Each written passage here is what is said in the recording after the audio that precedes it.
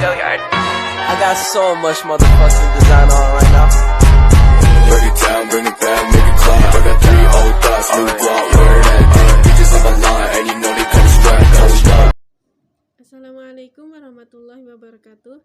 Perkenalkan, nama saya Aulia Rahimi dengan NIM 2201 03 02 01 41 dari jurusan Ilmu Al-Quran dan Tafsir Lokal 22B. Video ini saya buat untuk memenuhi tugas akhir semester Bahasa Indonesia dengan dosen pengampu Ibu Fitriani, SPDI, STHI, MPD. Mengidentifikasi nilai-nilai dan isi hikayat. Hikayat merupakan cerita Melayu klasik yang menonjolkan unsur perbedaan berciri kemustahilan. Kemustahilan itu sesuatu yang tidak mungkin terjadi, dan kesaktian tokoh-tokohnya. Tokoh-tokohnya mempunyai kesaktian. Mendengar kata hikayat, hal apa yang terlintas di pikiranmu? Pasti kamu langsung berpikir tentang cerita berlatarkan istana dengan tokoh para raja, prajurit, serta unsur-unsur kerajaan lainnya. Betul? Seperti itu. Kamu nggak salah. Hikayat memang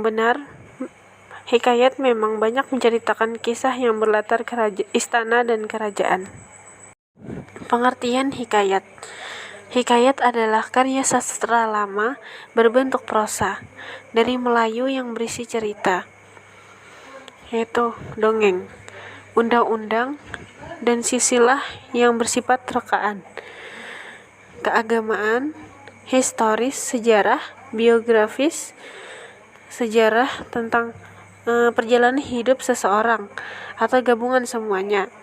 Hikayat berguna sebagai pelipur lara, tawa, pembangkit semangat, juang, atau sekedar untuk meramaikan pesta. Karakteristik hikayat. Kemustahilan. Kemustahilan hal yang tidak logis atau tidak dapat diterima oleh nalar. Anonim, tidak diketahui secara jelas nama pencerita atau pengarang dari hikayat tersebut. Kesaktian. Tokoh dalam hikayat seringkali diceritakan memiliki kesaktian tertentu. Istana sentris. Dari kata awalnya saja kita sudah dapat memahami istana. Bertema dan berlatar kerajaan. Tokoh-tokoh yang diceritakan adalah raja, anak raja, dan prajurit yang berlatar di istana atau kerajaan. Arkais, menggunakan bahasa yang sudah lampau. Contohnya Hatta, Titah, Upeti, dan Bejana. Wadah. Karya sastra yang statis atau tetap, tidak memiliki banyak perbedaan dengan hikayat lainnya. Unsur kisah memiliki kemiripan antara satu dengan yang lainnya. Edukatif, mengandung amanat baik yang dapat dijadikan pelajaran bagi pembacanya, seperti untuk melakukan kebaikan, tenggang rasa terhadap sesama, saling menghargai, dan nilai-nilai dalam kehidupan. Bentuk hikayat. Setelah kita memahami beberapa jenis hikayat, selanjutnya kita akan belajar tentang bentuk-bentuk hikayat.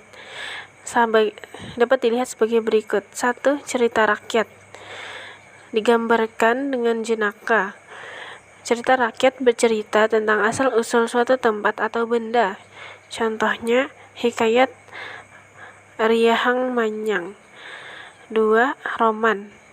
Roman berisi tentang kisah cinta dan kisah rumah tangga. Opos. Seperti namanya, hikayat opos bercerita tentang kepahlawanan seseorang. Contoh, hikayat Ramayana. Tambeh. Hikayat yang bercerita tentang pedoman hidup. Kisahnya seringkali mengandung amanat yang bisa bisa dipetik pembacanya. Contoh hikayat Tambek 7 Belah.